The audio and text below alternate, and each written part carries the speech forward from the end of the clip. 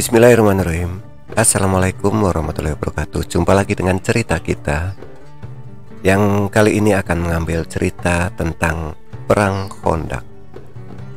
Di part sebelumnya, Khalid bin Walid part 3, saya menjanjikan akan mengambil cerita tentang masuknya Khalid bin Walid ke barisan muslimin ya. Akan tetapi sebelum Khalid bin Walid masuk ke barisan muslimin, ternyata ada dua kejadian besar yang mesti diceritakan lebih dahulu ya, yaitu Perang Khandaq dan Perjanjian Hudaibiyah, yang di situ ada sedikit peran Khalid bin Walid. Nanti akan saya ceritakan ya.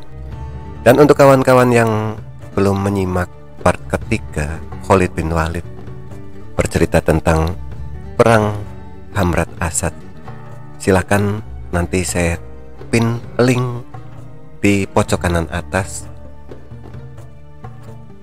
Oke, kita mulai aja ya. Perang Khandaq berawal dari pengkhianatan yang dilakukan oleh orang Yahudi kaum Bani Nadir yang melanggar piagam perdamaian kota Madinah. Jadi untuk kita ketahui ya, bahwa kota Madinah itu masyarakatnya cukup heterogen, karena di situ banyak sekali berkumpul orang-orang dari Persia juga ada ya. Kemudian juga banyak sekali orang-orang Yahudi, dan tentunya ditambah lagi dengan orang-orang yang dibawa Nabi Muhammad dari Mekah ya, hijrah ke Madinah yang disebut sebagai muhajirin. Jadi pada awal kedatangan Nabi Muhammad Rasulullah SAW di Madinah, beliau membuat perjanjian dalam bentuk piagam persaudaraan yang bernama Piagam Madinah. Pasal-pasal dalam Piagam Madinah menetapkan hak dan kewajiban dari seluruh warga Madinah, yang di dalamnya termasuk kaum muhajirin, kaum Ansor, dan orang-orang Yahudi.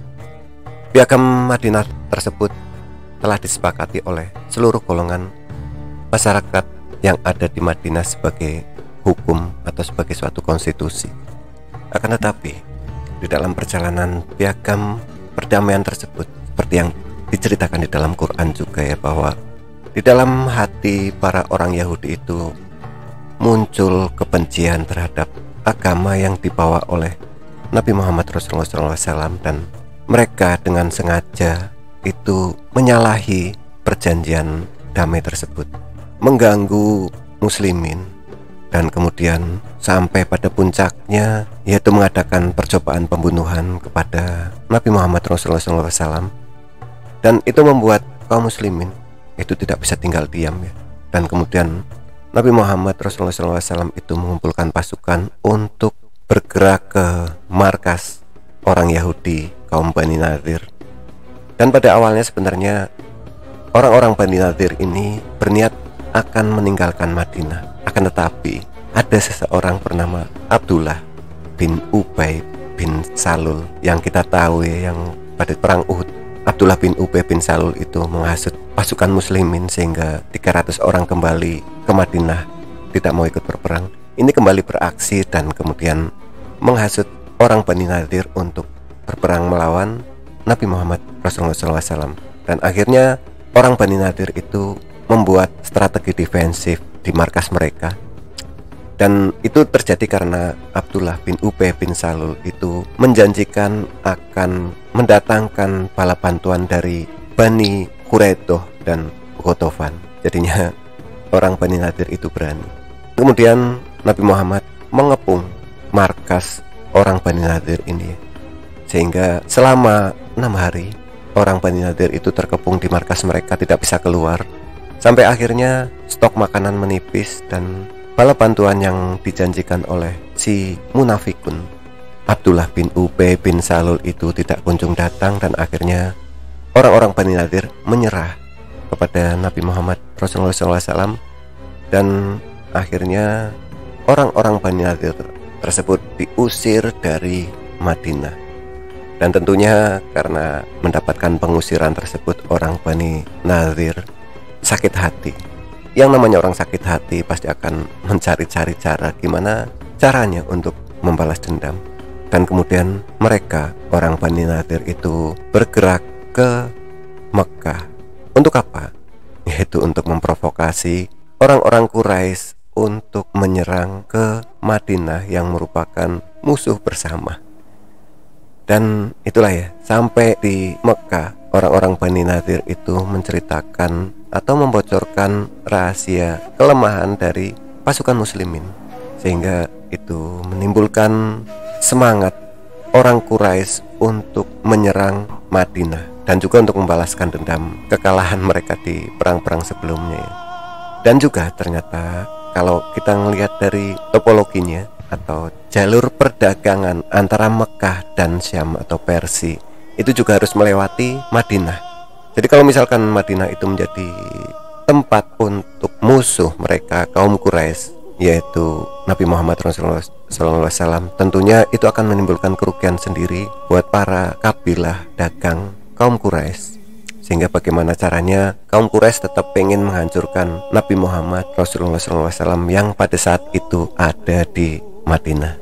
Untuk menghasut kaum Quraisy itu sampai-sampai ya, orang Yahudi ini yang sebenarnya adalah ahli kitab, yang orang-orang itu tahu, kaum Quraisy pun tahu bahwa Yahudi adalah ahli kitab. Sampai-sampai ketika orang Quraisy menanyakan tentang agama mana yang lebih benar, antara agama kami atau agama Muhammad, ini karena saking bencinya terhadap Nabi Muhammad Rasulullah SAW dan ajaran yang dibawa oleh Nabi Muhammad Rasulullah SAW, yaitu Islam. Ini orang Yahudi sampai-sampai menjawab bahwa lebih benar agamanya orang Quraisy daripada agama Muhammad.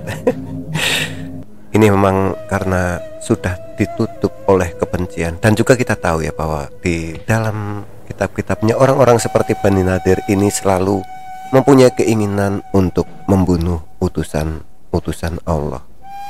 Dan orang-orang Bani Nadir ini setelah berhasil memprovokasi orang-orang musyrikin kafir Quraisy, kemudian orang-orang Bani Nadir bergerak ke Ghatafan untuk menyeru orang-orang Ghatafan memerangi Rasulullah SAW, dan mereka memprovokasi orang-orang Ghatafan agar mengikuti kehendak mereka.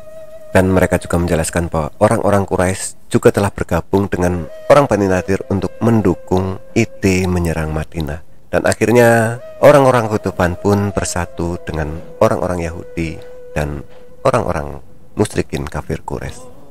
Berangkatlah pasukan koalisi ini, orang-orang Quraisy di bawah pimpinan Abu Sufyan bin Harb, sedangkan orang Ghatafan berada di bawah komando Uyainah bin Hisin bin Hudzaifah bin Badr. Orang-orang Bani Nadir dipimpin oleh Salam bin Abdul Hukaik. Total pasukan yang terhimpun pasukan koalisi ini ya, ada yang menceritakan 10.000 personel, bahkan ada juga yang menyebutkan jumlah mereka mencapai 15.000 personel. Sedangkan pasukan muslimin yang berada di Madinah itu hanya berjumlah 3.000 personel. Dan kalau misalkan pasukan koalisi ini dijumlah, itu tetap masih lebih besar daripada seluruh penduduk Madinah.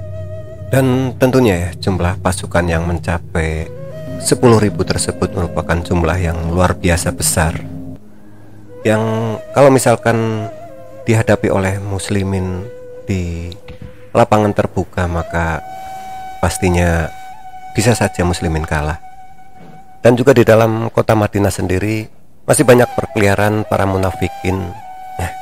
Kita tahu ya, Abdullah bin Ubay bin Salul masih ada di Madinah, dan juga Bani Quraidah yang sudah lama tinggal di Madinah. Dan Bani Quraidah itu termasuk Yahudi ya, yang pada saat Nabi Muhammad datang itu juga mau menampakkan rasa ketidaksukaan kepada Nabi Muhammad Rasulullah SAW, sehingga hal tersebut pun mengakibatkan kaum muslimin merasa terjepit. Dari dalam ada musuh, dan dari luar pasukan yang jumlahnya luar biasa banyak sedang menuju ke Madinah.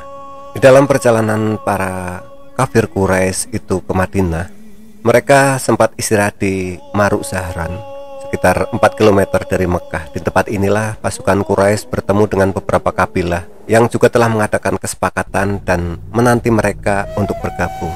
Tercatat mereka yang bergabung di tengah jalan ini antara lain Bani Sulaim, Bani Murrah dan Bani Asya. Dan kekuatan pasukan kafir ini memang tidak bisa dianggap ringan ya, bahkan luar biasa hebat. Di situ tercatat banyak sekali pengendara unta, pasukan berkuda, infanteri, dan juga dikomandoi oleh panglima-panglima perang yang hebat seperti Khalid bin Walid juga masih ada di barisan kaum kafir Quraisy ya. Ikrimah bin Abu Jahal, kemudian Amr bin As masih di dalam pasukan Quraisy, kemudian Amr bin Abdud, yang nama Amr bin Abdud itu sudah terkenal juga ya. Jadi ketika panglima hebat ini Khalid bin Walid, Ikrimah bin Abu Jahal, dan Amr bin As nantinya akan masuk Islam, kecuali Amr bin Abdud ini terbunuh di duel 1 lawan 1. Tapi nanti ceritanya ya di part kedua untuk perang Khandaq. Yaitulah ya, datangnya para pasukan kafir Quraisy ya, sedemikian banyaknya itu sudah pasti sampai ke telinga kaum muslimin, dan mereka kaum kafir Quraisy yang berkoalisi untuk melawan kaum muslimin yang jumlahnya hanya 3.000, itu pun termasuk anak-anak juga ya. Itu sudah pasti sangat pede datang ke Madinah. Mereka punya kepercayaan diri yang sangat besar untuk bisa memenangkan perang melawan kaum muslimin di bawah komando Nabi Muhammad Rasulullah SAW. Demikian ya kronologi awal mula terjadi perang Khandaq, dan bagaimana jalan peperangan perang Khandaq nanti akan saya ceritakan di part selanjutnya, dan juga siapa-siapa saja yang menjadi tokoh sentral dari perang Khandaq ini ya. Dan juga ternyata walaupun dari tadi kita ngomongin tentang Yahudi yang ini, Yahudi yang itu, dan segala macam ya, ada yang namanya Salman Al-Farisi dan juga Nu'aim bin Mas'ud Al-Asja'i, yang ternyata beliaunya adalah orang Yahudi juga. Tapi nanti ya kita ceritakan lagi di part selanjutnya. Jadi ikuti terus cerita kita dengan cerita yang lebih runut. Mungkin tokohnya memang Khalid bin Walid ya, tapi ada beberapa hal yang ada hubungannya tetap saya ceritakan. Oke lah ya, kita jumpa lagi di part selanjutnya. Untuk kali ini apabila ada salah kata, salah ucap, salah kalimat, atau salah referensi yang tidak pas dengan pengetahuan kawan-kawan semua, saya mohon maaf sekali, karena kebenaran hanya milik Allah Subhanahu wa Ta'ala, dan apapun itu yang saya jadikan konten YouTube semoga bermanfaat buat kita semua.